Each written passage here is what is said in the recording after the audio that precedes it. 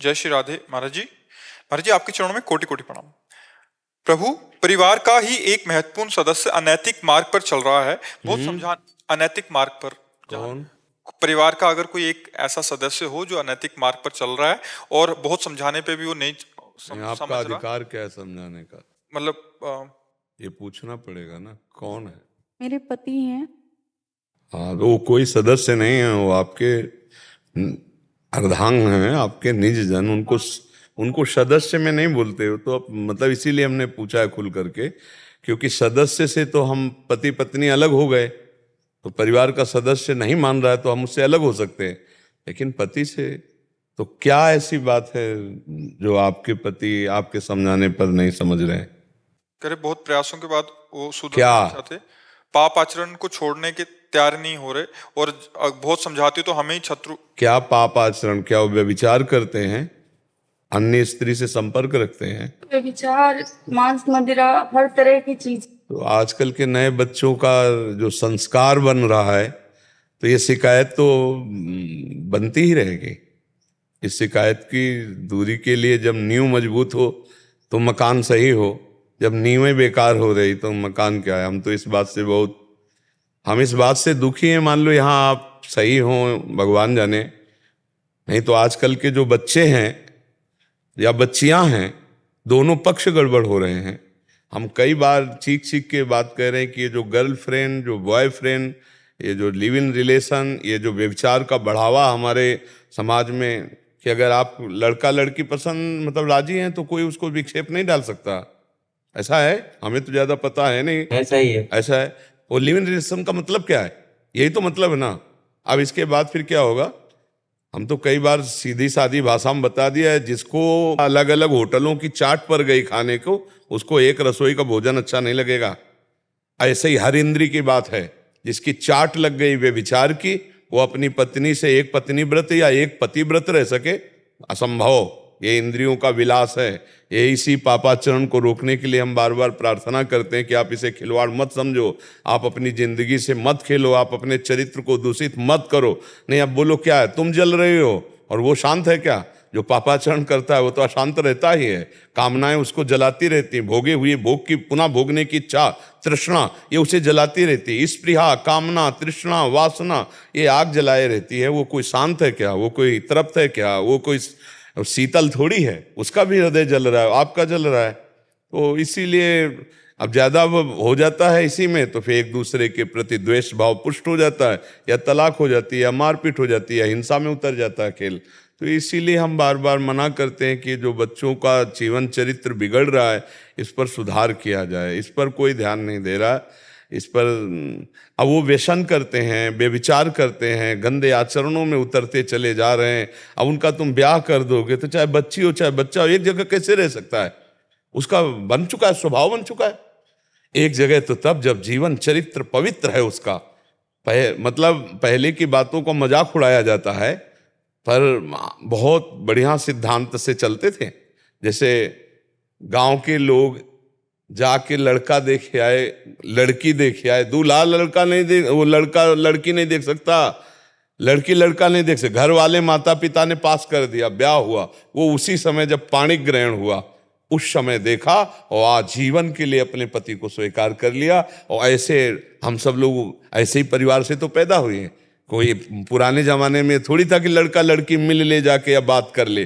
परम चरित्र पवित्र, एक बार पाणी ग्रहण पिता ने जिसके यहाँ कर दिया, कष्ट हो चाहे सुख हो, चाहे गरीब हो चाहे अमीर हो। तो इसलिए आपका चरित्र क्या है? विचार करके देखो, आपका चरित्र क्या है? बोले लव मैरिज हुआ, 1 साल बाद लव मैरिज तलाक में बदल गया। अब क्या, मान लो इसी बच्ची का दिमाग ज्यादा खराब होता चला जाए तो बस एक ही पॉइंट आएगा कि संबंध विच्छेद कर दे। यही बातें आती हैं। जब वो जलते तो उसका निर्णय फिर गलत हिंसा में उतर जाता है। तो इसीलिए मुझे लगता है कि बच्चा तुम अपने को संभालो। जब ज्यादा ऐसा लगे तो अपने जीवन को सुरक्षित रखो, अपने जीवन को सुरक्षित रख लो। सुरक्षित रखने का मतलब अपने पति का अहित भी मत करना, क्योंकि अगर तुम कानून के खिलाफ कोई कार्य करते हो तो तुम्हारा जीवन जेल में सड़ेगा। मान लो कोई भी हाथापाई करते हो पति से किसी भी तरह की, और मतलब अमंगल सोच करोगी तो भी अहित हो जाए। तो अगर आपका ना पटे तो आप अपने जीवन को सुरक्षित रख करके भगवत आश्रित चलाओ, गंदा जीवन मत करना। अगर वो नहीं संभलता है तो उसको हिंसात्मक दोषों में ना उतरे। और दूसरा उपाय यही है कि त्याग कर दे। अगर कुमार्गगामी वृत्तियों वाला वो अपने को नहीं संभालता है, आप रोज जलो रोज बैठे, बहुत ये इसी की समस्या नहीं है। अब ऐसे जीवन कैसे नरकमय जीवन होते हैं। तो अब इसलिए बहुत सावधानी के, इसीलिए हम कहते हैं अध्यात्म के बिना जीवन पशुवत जीवन होता है। देखो कितना प्यार है। अच्छा, चमड़े का केवल फर्क है, आकृति गोरा काला, ये चमड़े की केवल बात होती है। हृदय को कौन देखता है? अब वो हृदय से मान लो प्यार करे और आप अपनी पत्नी को प्यार करो और बढ़िया सात्विक भोजन, तो एक परिवार कितना सुखद परिवार हो जाए। अब वो बेचारी देख देख के ये जल रही कि मेरा पति किसी और से प्यार कर रहा है, ऐसे गंदे आचरण कर रहा है, अब इसका जीवन शांत, उसका इसीलिए हम कहते हैं बच्चों का जीवन, माता पिता से प्रार्थना करते हैं बचाओ अपने बच्चों का जीवन। ये गर्लफ्रेंड बॉयफ्रेंड रूपी ये जहर में ना फंस पावे, नहीं पूरा जीवन अपवित्र हो जाता है। फिर क्या होता है, लज्जा चली जाती है, मतलब हृदय की जो पवित्रता द्रवण क्रिया वो खत्म हो जाती है, क्रूरता में बदल जाती है। अच्छा, बच्चे ऐसे प्रवीण होते चले जा रहे हैं, बुद्धि से इतने प्रवीण होते चले जा रहे हैं कि अपने को समझ में नहीं आता कि इतनी बुद्धि होने के बाद ये इतने गलत कैसे कर रहे हैं। छोटे छोटे बच्चों में बड़ी प्रवीणता है, बुद्धि बहुत है, विवेक एक भी नहीं है। बचने का विवेक नहीं, फंसने का है। दूसरों को सुख देने का नहीं, दूसरों से सुख लेने का है। बहुत बुद्धि है, बहुत बुद्धि है, बड़ी प्रवीणता है। हम लोग मोबाइल खोलना आज तक नहीं जानते, आज तक मोबाइल खोलना हमें नहीं आता, क्योंकि हमारे समय मोबाइल था नहीं, जिंदगी में रखा नहीं, आज तक है नहीं। और इतना छोटा बच्चा हुआ है और हमें लगता है अगर मोबाइल रखता हो तो पूरा खोल लेगा, पूरा सब सर्च कर देगा। इतना बुद्धिमान है, इतना उनकी बुद्धि तीक्ष्ण है। तो अब यही मोबाइल और यही सब नष्ट कर रहे हैं।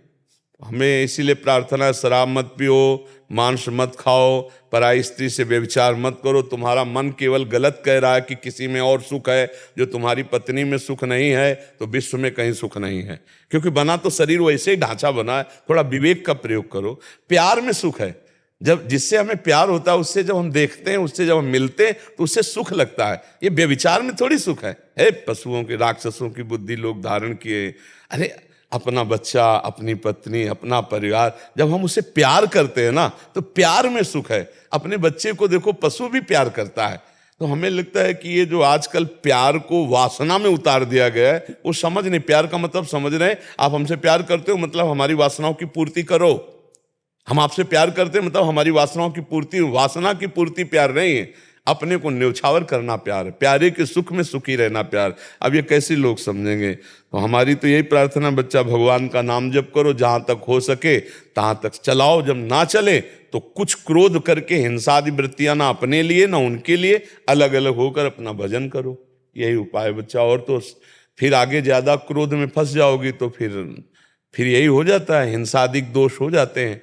तो वो कार्य मत करना, नहीं तो जेल में सड़ना पड़ेगा, फिर तो जिंदगी और बर्बाद हो जाएगी। इसलिए बहुत अच्छे चलो, अच्छे बच्चे हो, नाम जप करो, धैर्यपूर्वक जब तक सह सकती हो तब तक सहती रहो। जब ना सहना हो तो भगवान से प्रार्थना करना, वो कोई मार्ग दिखा देंगे, फिर अलग जीवन जियो। लेकिन हिंसादि वृत्ति ना अपनावे, क्योंकि ये बहुत दुर्गति वाला है। परलोक में भी दुर्गति और यहाँ भी दुर्गति, इसलिए बहुत सावधानी से चले।